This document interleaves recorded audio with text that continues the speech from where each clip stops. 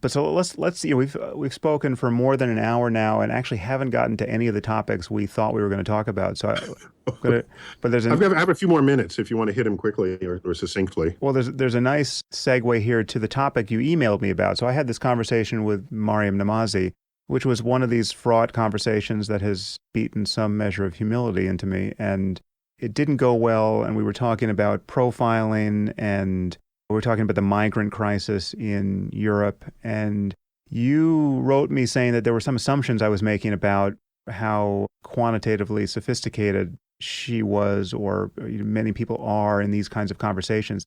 The disposition to think in terms of probabilities and statistics can't necessarily be assumed. And I just want to hear you give me some better judgment on that topic. Well, we've all been in the situation where you make a generalization, which is statistically accurate for the majority of the cases that you're referencing.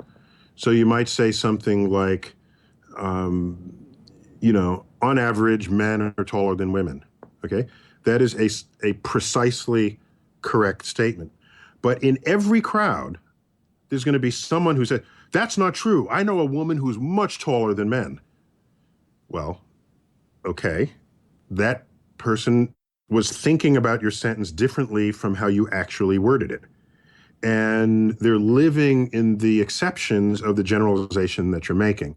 And it's an interesting, I don't know if that's the cost of an educational system that does not teach probability and statistics, because probability and statistics had to be invented, and it's a relatively modern branch of mathematics. It wasn't much around back in Galileo or Newton or we had to, and the fact that it had to be invented and it was invented relatively late must say something about its absence in our capacity to think natively on these topics. And so another one is, if you might say, most water bottles are made of plastic. Just say that, okay? It's a stupid example, but it'll make the point. And then someone says, "No, I know about this other bottle. It's made of glass." All right. Again, these two statements are not conflicting with one another. But it's because these people are in your audience, it almost forces you to have to say most, but not all, are made of plastic. And most, but not all, you can't get more literarily redundant than that. Yet the language was constructed to handle the people in the audience who are not thinking statistically right alongside your sentence. And so when I heard your conversation on that podcast, you kept making statements about, was it radical? I don't want to misquote you, but the sense of it'll be accurate. Of those who are Muslim, there are those who agree with the most radical sides of it, but won't necessarily act on it. Then there's a subset who might act on it. And that, however small that percent is, that if it's a small percentage of a big number, it's actually a lot of people. And her persistent response throughout your entire podcast was, you can't paint all Muslims into that category. And you're speaking by one another. You were not converging. And so since you're the host and she's the guest, my quote criticism of you, it wasn't so much a criticism as an observation. You have to have a conversation in the same universe as the person you're having the conversation with. You can't expect them to come to you. You're the host. You've got to go to them. And if that's how she's thinking about it, your sentences need to be in that world. And they weren't. And so, of course, there was conflict. Of course, she kept having to stop you and say, you're not hearing what I'm saying. She didn't say this explicitly, but she was probably thinking it, you're being a bigot or anti-Muslim or whatever. So I just thought that your tactics of communication, by the way, you're one of the most articulate people I have ever heard speak. All right. You have precise command of words that is uncommon in Americans. You hear it in Oxford orators, but what comes out of you, wow, I think to myself, boy, that was a good use of a word. Wow, that was a sharp, and they're not necessarily big words. They're just sharp use of perfect words in the right moment and in the right place. But you're also highly educated and you have philosophical, what am I trying to say? You have learned thoughts that, when placed to a page, are best read by other academics. yet you publish it to the public.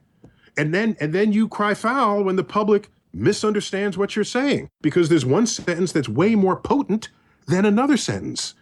And you think they're equal or equal parts, but they're not. They're not received equally. They would be as read by an academic because they're looking at your comment carefully. But to the public, if you say, I can understand, again, if I misquote you, correct me, but my sense will be accurate. I'm paraphrasing you. I can understand why one might choose to torture. I don't agree with it, but I understand why. Well, these are two statements. That now, where are you going there? Well, if I'm anti-Sam Harris, I'm going right to the statement. I can understand why you should torture, and that's my soundbite. So you didn't, in your writing, you did not shape the sentences and the paragraphs for the person who's reading it, and so in basketball, and in driving. In basketball, if you throw the ball, pass the ball, and the person does not catch it, it's your fault, no matter what. No matter what. Because you're the one passing the ball, and it has to be such that the person has no chance of not catching it. The same with a rear end collision. If you rear end somebody, it's your fault. There is no conversation after that. So as writer, as communicator, as articulate as you are, I think you need to share at least half, if not 85%, of the accountability of people misreading what you say. Yeah, I would agree to that, except I mean, obviously I've suffered enough of this and paid attention out of, purely self-interest enough to know that some of this is actually consciously malicious, whereas it's not a matter of a misunderstanding. It's a matter of, someone is simply lifting a misleading sentence, a sentence that can't help but be misleading out of context, so as to spread a falsehood about my views. I mean, one really egregious example here is in one of my books, I think it's Letter to a Christian Nation, I was talking about the naturalistic fallacy in moral philosophy and how you could never say that because something is natural, it is good. And we're not tempted to say that. We're not tempted to say that about rape, for instance. Rape is perfectly natural. Dolphins rape, orangutans rape. Our ancestors may have raped, and that may have produced some evolutionary advantage, some adaptive advantage for them, getting their genes into the next generation. This is still controversial in biology, but let's just say that's so. You would never move from that naturalistic claim to the normative moral claim that rape is therefore good or in any way acceptable. Most of what is natural, we're trying to outgrow, the tribal violence being the primary candidate there. Yeah, but you don't live in a bubble. You know how, again, the dictionary definition is irrelevant here. What matters is how people see, perceive, and hear words. The word natural currently means good. You know this. It's like, take me to the natural food store. Take me to the natural section. That's what it means. No doubt. But in the context of actually discussing the naturalistic fallacy, right, and talking about how nature doesn't entail moral goodness, my point is that no matter how scrupulous you are, if you're going to write anything deep and interesting and you're going to cover any kind of provocative material, there's no way to bulletproof every sentence against misleading quotation. Sure.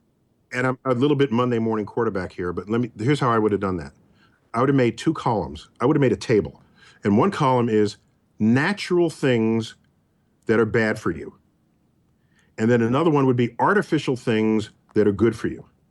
And then, and then if rape is one of the things that is naturally say, there is rape in these species.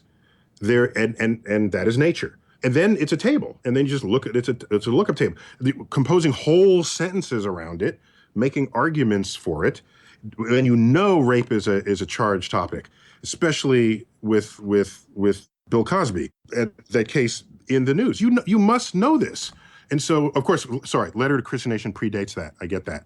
But there's you take your charged words and shape them in a way that make them a little more bulletproof from being abused. That's all. And that's the contract you should have with your audience to communicate with them. Yeah, well, I'm a slow learner, but I think I'm getting better.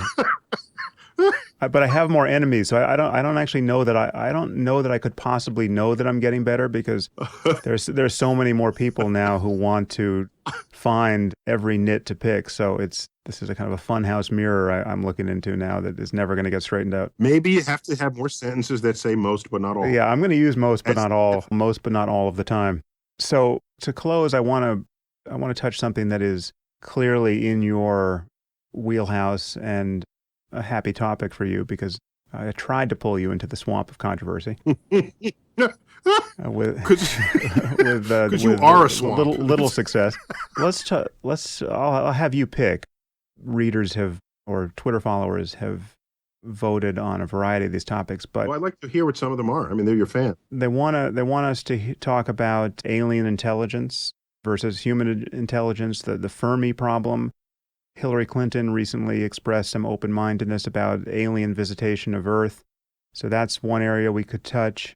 Also, there is a question about what science fiction films get anything right.